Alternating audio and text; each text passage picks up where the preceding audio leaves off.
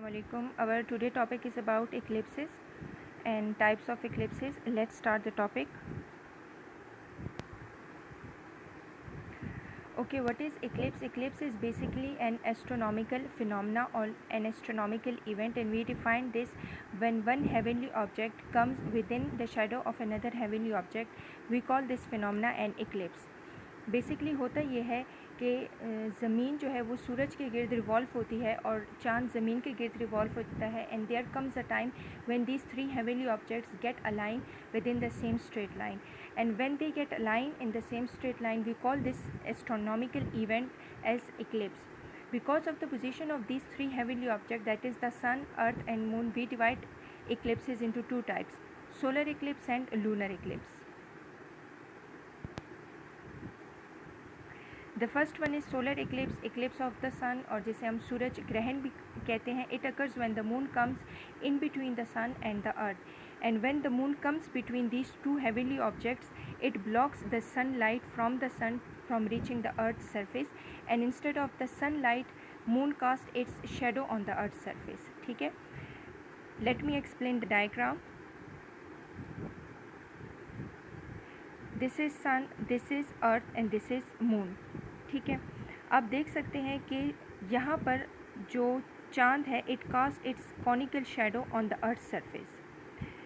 Instead of the sunlight reaching the earth surface, there is a shadow on the earth surface and this shadow is cast by the moon. तो ज़मीन के सिर्फ इस हिस्से पे हम सूरज ग्रहण देख सकते हैं. अब ये जो कॉनिकल शैडो चांद अर्थ की सरफेस पे डाल रहा है, इसको हम फर्दर डिवाइड करते हैं because of the more dark areas and less dark areas. ये जो ज़्यादा बेस्ट डार्क एरियाज़ है, इसे हम अम्ब्रल रीजन कहते हैं, and surrounding the umbral region there is penumbral region which is less dark area.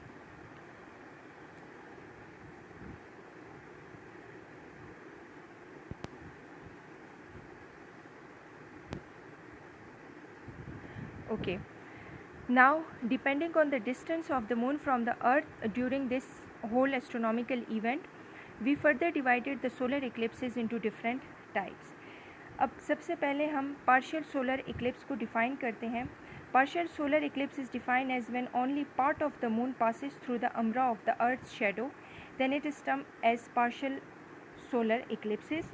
Okay, या फिर हम ये कह सकते हैं कि when the moon does not completely align with the sun and only a portion of the sunlight is blocked from the earth reaching the earth surface. अब अगर हम डायग्राम में देखें, this is sun and only part of the sun is covered by the moon. तो सूरज के सिर्फ इस हिस्से की जो रेस हैं वो ज़मीन पर नहीं पड़ती. तो क्योंकि सिर्फ ये सूरज के पार्शियल हिस्से की रेस को ही ब्लॉक कर रहा है, तो इस केस में हम इसको पार्शियल सोलर इक्लिप्स कहेंगे. ठीक है, यानी हमें जो सूरज है उसका बाकी मोस्ट ऑफ द पार्ट और उसके सन रेज ज़मीन पर पहुंचती है, तो सिर्फ थोड़े से ही हिस्से की जो शुआएँ हैं वो चांद रोक देता है. इस केस में हम इसको पार्शियल सोलर इक्लिप्स कहते हैं. Now what is annular solar Eclipse? This occurs when the moon covers the sun, but the sun can be seen around the edges of the moon and giving the impression of the sun like a bright ring surrounding the dark disk of the moon. इस case में अगर हम diagrammatically इसको show करें, the black disc is actually the moon, और moon के surrounding में उसके एजेस पे हमें सन रेज़ निकलती हुई दिखाई देती हैं. तो ये कम्प्लीटली सन रेज़ को ब्लॉक नहीं करता, बल्कि इसके एजेस पर से सन रेज़ निकल के ज़मीन तक पहुंच रही होती हैं. इस केस में हम इसको एनुलर सोलर इक्लिप्स कहते हैं.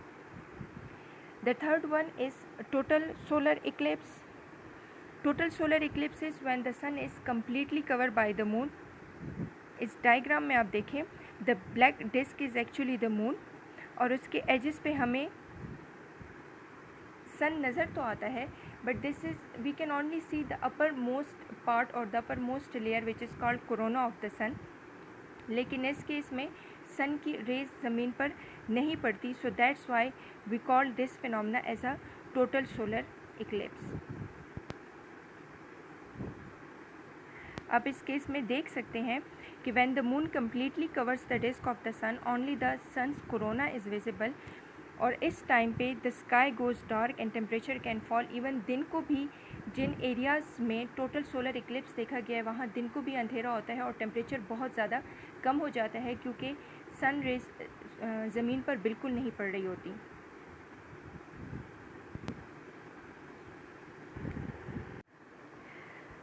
अगर हम ड्यूरेशन की बात करें सोलर इक्लिप्सेस की, so these इक्लिप्सेस only last for a few minutes, ठीक है, and it occurs when at the time of the full new moon. Or there is some precautions regarding the solar eclipses that looking directly at the sun, it can permanently damage the eyes when looking directly at the sun during the event of a solar eclipse. So there is a precaution during the solar eclipse और इसकी duration बहुत ही कम है, few minutes तक है। और reason ये है क्योंकि जो सूरज चाँद है वो बहुत ज़्यादा छोटा है ज़मीन से, ठीक है। The moon is about 1/4 the size of its mother planet earth. So that's Y जो इसका शेडो ज़मीन पर पड़ती है ना, वो बहुत फ्यू मिनट्स के लिए ही ज़मीन इसके शेडो में रहता है। रिवोल्यूशन के दौरान वो इस शेडो से जल्द ही बाहर निकल आ जाता है। तो ये जो सोलर इक्लिप्स का ड्यूरेशन है, it's just last for a few minutes. Now the second type of the Eclipse is lunar Eclipse और इक्लिप्स ऑफ द मून, और जिसे हम चांद ग्रहण भी कहते हैं। और आपको डायग्राम में शो हो रहा है कि it occurs when the earth comes in between the sun and the moon. So during revolution, when the earth comes between the sun and the moon and then three heavenly objects get aligned within the same straight line, we call this phenomena lunar eclipses. So in this case, the earth blocks the sunlight that normally reaches the moon's surface, and instead of the sunlight, the earth casts its shadow on the moon's surface. ठीक है, इस case में अब पहले ज़मीन पर चाँद का साया पड़ता था, लूनर इक्लिप्स में चाँद पर अब ज़मीन का साया पड़ेगा और सन रेज ब्लॉक हो जाती हैं। We know that moon does not have its own light, we see the moon as a bright thing in या bright heavenly object in the sky because it reflects the sun rays. लेकिन इस case में क्योंकि सूरज की शुआएँ चाँद पर नहीं पड़ती, सो जो चाँद की ब्राइटनेस है चाँद ग्रहण के टाइम पे वो बहुत ज़्यादा डिम या फिर येलोविश सा दिखाई देता है, क्योंकि उसके ऊपर ज़मीन का साया होता है।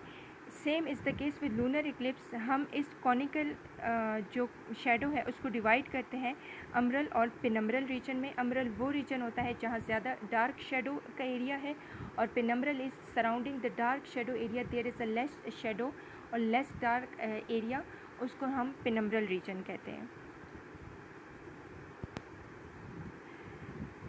Now depending on the sun, moon and earth and their alignment, we further divided the lunar eclipses into types. Okay, the first one is a partial eclipses. Partial eclipses when only a part of the moon moves into the shadow of the earth. अगर आप diagrammatically देखें, this is normal moon and all these are eclipses, lunar eclipses. अब इस case में ये जो है ये सब partial eclipses की example है, because only a part of the moon comes within the shadow of the earth. ये सिर्फ यही हिस्से अर्थ की शेडो में आते हैं और सिर्फ इन्हीं हिस्सों पे ज़मीन का साया पड़ता है। So we call this as a partial lunar eclipse, ठीक है। When part of the moon passes through the umbral और the most dark region of the earth surface और earth shadow, then it is term as a partial lunar eclipses, while its whole area is not obscured by the shadow.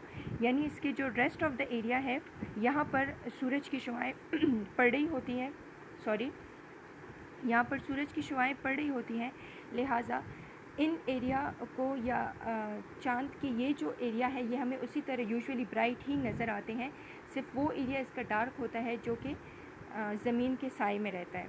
Now what is total lunar eclipse? Total lunar eclipse is when the earth passes in front of the moon and cast its shadow on the full moon. अब इस case में आप देखें, normally अगर हमें जो चाँद है वो ब्राइट नज़र आता है, but in case of lunar total lunar eclipse the moon look like a yellowish heavenly object, ठीक है, जैसे इस केस में है।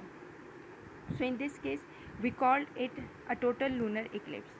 अगर हम ड्यूरेशन की बात करें इक्लिप्सेस की, so a lunar eclipse can occur only when the moon is full and its duration is last for a few minutes to a few hours तक ये रहता है, क्योंकि जो सूरज जो चाँद है वो ज़मीन के मुकाबले में बहुत छोटा है, लिहाजा ज़मीन की शेडो से निकलने में उसको फ्यू मिनट से फ्यू आवर्स तक लग जाते हैं।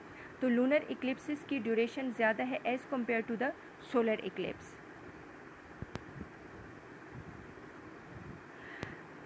Important points for objectives: two celestial events, that is total lunar eclipse and the supermoon, together coincide on 26th May 2021. Second is the total solar eclipse of this year 2021 is absorbed on 20 June. So this is all about eclipses. Thank you so much.